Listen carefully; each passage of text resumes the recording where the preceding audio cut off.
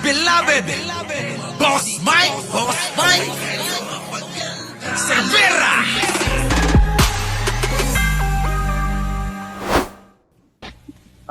Tingnan mo. Titigan mong maigi yung idol mo, ha? Eto na. Idol ni Leon Guerrero. Pasok! Okay, take one. Action!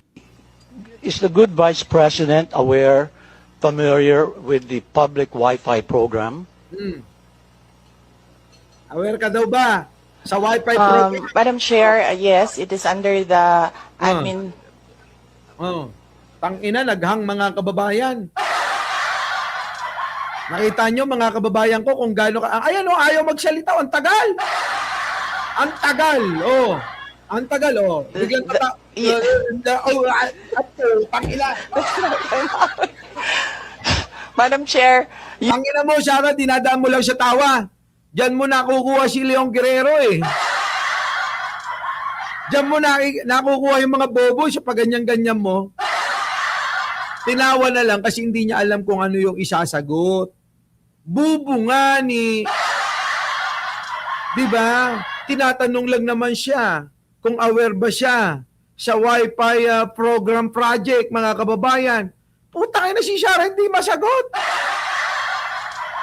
Tingnan nyo yun, ganyan ba? Sige, eto, isa pa. Tingnan ninyo. Okay, take one. Action! Is the good Vice President familiar with the public Wi-Fi program? Ayun na. Sagot! Madam Chair, yes, it is under the admin. Hang! Uy! Gising! Tingnan nyo. That's not time out. Madam Chair, Yusek Mempin will answer the question. Kita nyo? Visit, pinagtatawanan na lang yan, mga kababayan. Pinagtatawanan na lang si Sarah. Tapos putang ina, mga kababayan, maririnig nyo yung mga DDS, Oo, sinisiraan si Pangulong Bongbong. Pero tignan nyo naman ito, bubo talaga, mga kababayan, Mahina ang kokote, mga kababayan. Kulang na lang, mga kababayan, sabihin niya, time purse! Kulang na lang, sabihin niya, pwede bang time purse muna? Ayan, dinadaan na lang siya tawa. Ito ang tinutuligsa. Hindi si Pangulong Bongbong. Si Pangulong Bongbong na nilalait ninyo na kapag uwi ng 24 na mga DDS na OFW. Niligtas niya. Di ba? Niligtas saan? Sa Russia.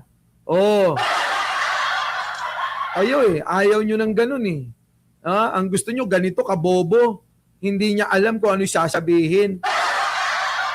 Ay nako. Kaya nga mga kababayan, kung si Sarah ang tatakbo, ano masasabi nyo mga kababayan ko? Kung si Sarah ang tatakbo, ano masasabi nyo?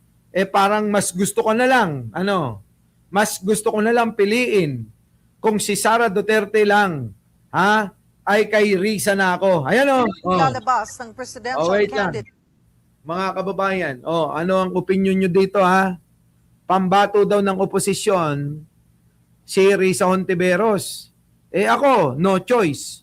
Kung si Sara versus Risa, mga kababayan kay Risa na ako. Bakit? Marami hong nagawa ito Ito yung mga nagpakulong sa mga manyakis-manyakol, yung nanggagahasa ng mga minor de edad. Di ba? Yung mga DDS, di ba galit kayo sa mga manyakis? Pandulan, sabihin mo Ella D. Di ba yung mga DDS galit na galit sila sa manyakis ko, Sabi nila, pinagtatanggol nyo yung mga adik, pero hindi nyo pinagtatanggol yung mga rapist. Tangina nyo. Bakit nakakampi kayo kay Kibuloy? Bakit nakakampi kayo kay Pulong? Bakit nakakampi kayo kay Duterte? galit pala kayo sa manyakis, mga putang ina nyo. Di ba? Mga ipokrito itong mga putang ina to eh. Galit daw sila mga kababayan sa manyakis. Dapat mag-Risa kayo. Kumpara kay Sara. Yun ang ibig ko sabihin. Bakit? Si Risa Hontiveros pinananagot yung mga manyakis. Tulad nino, sino yung ginawang santo ninyo? Yung punggok mga kababayan na ginawa nilang Diyos na manyakis mga kababayan? Senyor Aguila. Natandaan nyo ba yon? Yung Senyor Aguila? Natandaan nyo? Yan eh. Tignan mo, Leon Guerrero, natatawa ka lang. Putang na, galit kami sa manyakis. Kinakampihan nyo naman si Kibuloy na manyakis. Umiyot ng mga minor de edad. Si Pulong. Kita nyo si Pulong, manyakis din. Hindi nakaiyot doon sa pokpok na binuking niya sa Bugaw. Anong ginawa doon sa Bugaw? Sinaksak! Di ba mga kababayan? Kaya sinasabi ko itong mga bobo, tanga talaga itong mga DDS. Galit kayo sa manyakis, kaya gusto nyo si Digong, ito yung nagpapanagot. Tanungin ko kayo, sinong manyakis ang napanagot ni Digong, Aber? Sige nga mga kababayan, tanungin natin itong mga bobong mga DDS. Sino ang manyakis na napanagot ni Digong? Leon Guerrero, game over na. Suko ka na. Sabi ko siya, dito ka kay Risa, wag kay Sara. Anak ng pating na yan eh. Ito, nagpalagot ng mga manyakis eh. Yung sinasabi nyo si Digong, sige nga, magbigay nga kayo ng isang pangalan na napanagot ni Digong na manyakis. Kaya magkumpara kayo. Naniniwala kayo sa salita-salita, sa dal-dal-dal-dal lang. Eto. Sino na panagot? Kibuloy. Senyor Aguila. Mga kababayan. Yan mga kababayan, marami pa. Di ba dapat ang hinahangaan nyo? Si Risa, galit kanyo kayo sa manyakis, pero ang iniidolo, mga manyakis. Ayan na. Ako mga kababayan hindi po ako magsasalita ng tapos sa pagsuporta kay Manang Risa ko. Kasi meron akong hinihintay na iba. Pero kung hindi natatakbo yung gusto ko, at kung ang magtatapat lang, Risa versus Sara, kay Risa ako. Di ba mga kababayan? Tuloy. Ang Democratic Opposition bago matapos ang taon o sa unang quarter ng 2027. Yan na. Ayon yan mismo kay Senator Risa Hontiveros. Git Nako. niya, isa lang dapat ang maging kandidato nila sa pagkapangulo sa 2028.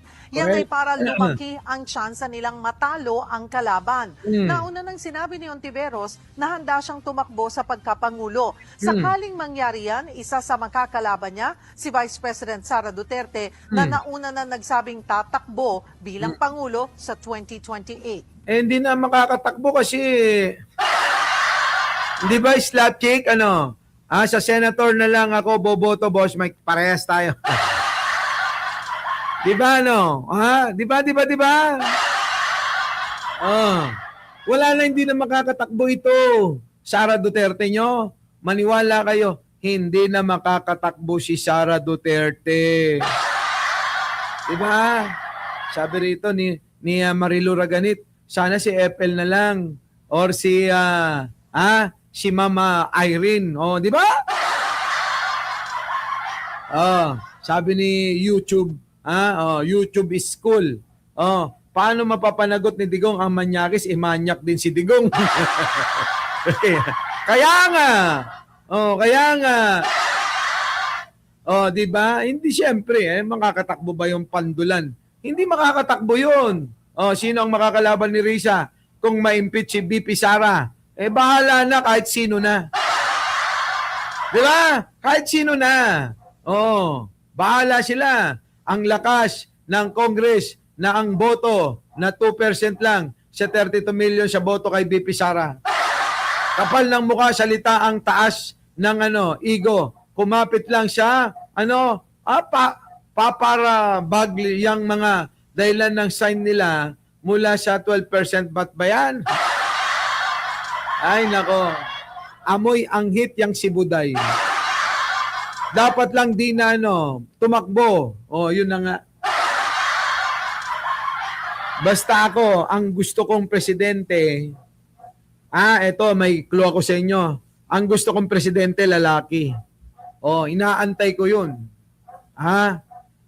Sana magkakasama pa rin tayo, sa pagsuporta. Bahala na. So anyways, mga kababayan, pasensya na kayo, basta shoutout sa inyong lahat, balik tayo kapag medyo okay na yung boses natin. Magsasalabat muna ako, Muli, mga kababayan, maraming salamat sa pagsama. Ako muli ang inyong lingkod, wala nang iba. Mike Cervera po, lagi nagsasabing, mahalin natin ang ating kapwa, pagdasal po natin lagi ang ating bansa. Maraming salamat po. Our beloved Boss Mike.